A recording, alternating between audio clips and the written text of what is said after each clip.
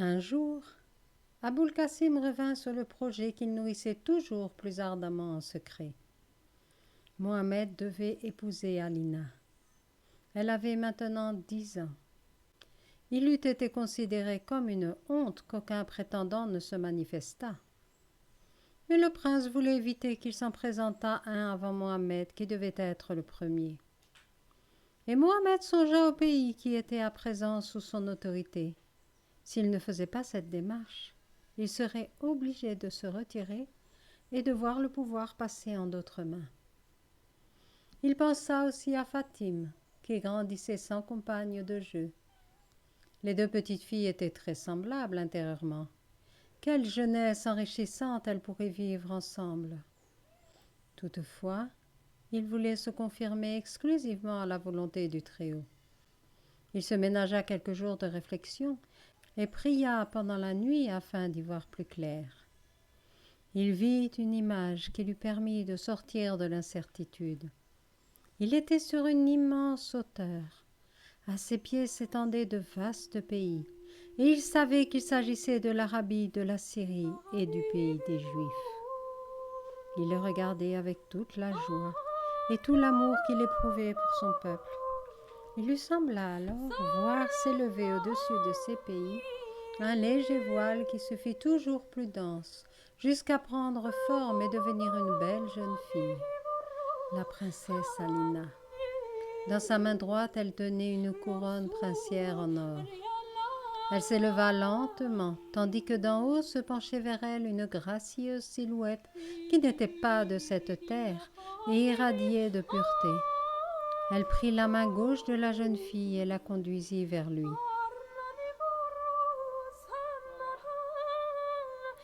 L'image disparut. Mohammed médita sur ce qu'il avait vu. Cette vision ne pouvait avoir de véritable sens que si elle venait d'en haut et n'était pas le reflet de ses propres désirs. Il lui sembla entendre une voix lui dire « Voilà le chemin qui t'aidera à être un instrument de Dieu. » Au cours de la nuit suivante, une autre image lui apparut. Il vit un être céleste réunir deux fils lumineux. Quand ils furent solidement noués, il les suivit des yeux jusqu'en bas et aperçut deux silhouettes d'où partaient ces fils. L'une était Alina, l'autre devait être lui. Il en était certain. Puis l'être céleste descendit encore davantage pour réunir les trois peuples, arabes, syriens et juifs, par une trame solide sur laquelle il posa le nœud réalisé avec les fils lumineux. Et de nouveau la voix retentit. Tu dois être un guide pour ton peuple. La troisième nuit, Mohammed ne vit plus rien. Mais il était certain à présent que son union avec la princesse Alina était bien en accord avec la volonté divine. Il alla donc trouver Aboul-Cassim pour lui demander la main de la jeune fille. Le vieux prince versa des larmes de joie en voyant se réaliser le vœu qu'il caressait depuis tant d'années. Mohammed souhaitait que l'on demandât d'abord à la princesse Alina si elle acceptait de l'épouser. Mais comme ceci était contre tous les usages, le prince refusa. On l'informa donc que Mohammed avait demandé sa main et que le prince avait donné son accord. Ensuite, Aboul-Cassim fit part à ses conseillers et à ses proches du mariage de sa chère petite fille avec Mohammed, le prince de la Mecque. Tout le monde fut surpris d'entendre le vizir recevoir ce titre, mais le plus étonné fut encore le nouveau prince lui-même. Aboul-Cassim lui dit qu'il avait songé depuis longtemps déjà à cette distinction qui devait donner à Mohammed encore plus de prestige auprès du peuple.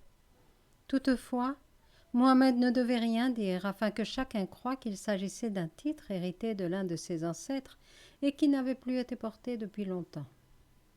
Cette fois, Mohammed avait le désir de conduire son épouse dans le palais de ses pères, et ceci était conforme à tous les usages.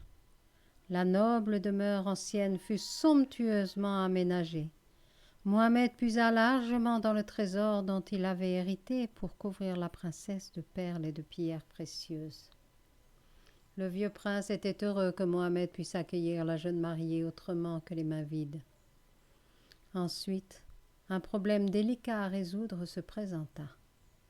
Où et comment allait-il recevoir la bénédiction nuptiale? Alina avait grandi en dehors de toute croyance, et le prince Aboulkassim était juif de cœur, mais ne pratiquait aucun culte. Après avoir longuement réfléchi, Mohammed proposa qu'Aboulkassim bénisse le couple au nom du Dieu éternel dans la salle du trône, en présence de tous les notables et de tous les serviteurs. Ensuite, ils partageraient une coupe de vin béni et prieraient ensemble. Cette proposition reçut l'agrément du prince et fut retenue. La mère d'Alina posa une condition, que selon la coutume du pays, la fiancée soit entièrement voilée pour le mariage, symbole auquel elle tenait. Alina elle-même était d'accord avec tout. Personne ne pouvait voir si son jeune cœur était rempli de joie ou de crainte. Elle était aimable envers chacun. La tradition interdisait à Mohammed de la voir et de lui parler avant le mariage. Quelques jours plus tard, la cérémonie eut lieu exactement comme prévu. L'immense salle était comble. Le vieux prince, Alina et Mohammed étaient debout au centre sur un tapis épais aux couleurs vives. Aboulkassim prit la main droite des fiancés et prononça la bénédiction.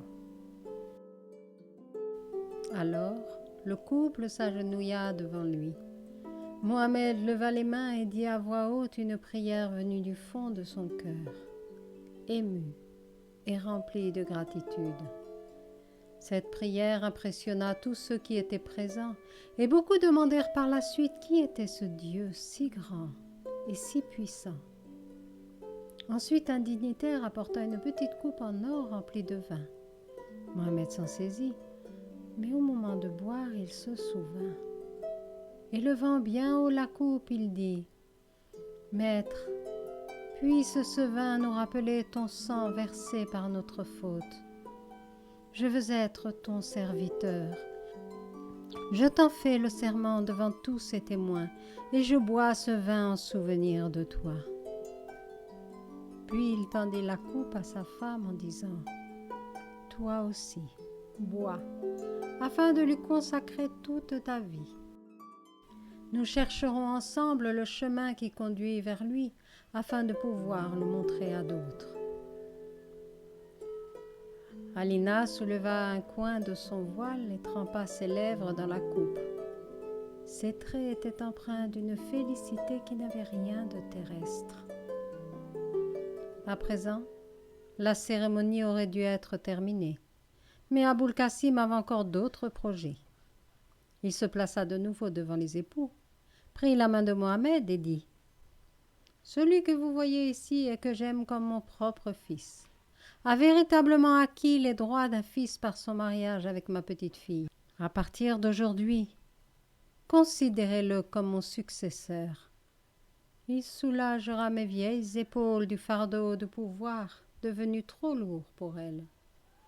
Il fera le bonheur du pays, apportera la joie au peuple et mènera à bien tout ce que nous avons commencé ensemble.